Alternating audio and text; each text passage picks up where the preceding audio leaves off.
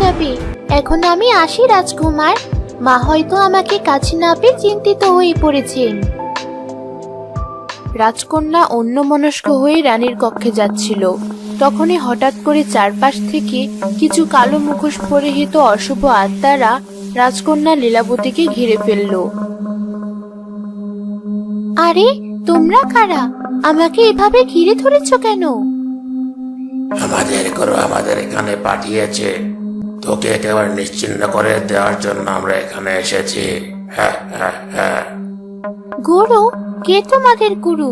কার কথা বলছো তোমরা? কে আবার আমাদের গুরুর কথা বলছে? তোর কারণে আমাদের গুরু এখন শুধুমাত্র এক কালো ছায়ার রূপে আশেপাশে ঘুরে বেড়াচ্ছেন। তাই গুরু আমাদের এখানে পাঠিয়েছেন তোকে মেরে ফেলতে। রাজকন্যা, আপনি চলে যান, এই আত্মাদের আমি দেখে নিচ্ছি। তখনই সেখানে বুড়িমা চলে আসে। রাজকন্যা, রাজপুত্র, এই আত্মাদেরকে আপনারা আমার হাতে ছেড়ে দিন। এদের কিভাবে শায়েস্তা করতে হয় সেটা আমার খুব ভালোভাবেই জানা আছে। ডিম্বরি, তুই আমাদের শেষ করবি? এটা ভাবলে কি করে? বুড়িমা, আপনি একা ওদের সাথে পারবেন না। আপনার বড় কোনো ক্ষতি করে দেবে এরা। আমাদেরকেও সাথে থাকতে দিন। আমি একা কে বললো?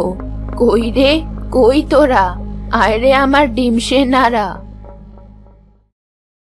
বুড়িমা এমনটা বলে চোখ বন্ধ করে মন্ত্র পড়ে।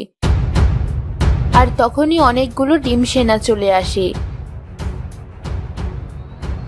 আর সেই ডিম সেনারা আসতেই আত্মারা হাসতে শুরু করে।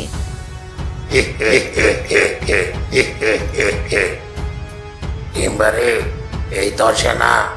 এদের তো আমরা নিজেদের পায়ের নিচে পিষে ফেলবো।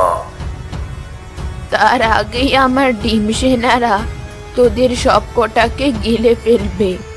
ডিম সেনারা, এদের আক্রমণ কর।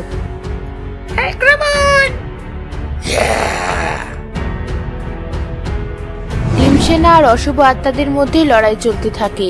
ডিম সেনারা একে একে সব আত্মাদের গিলে ফেলতে থাকে।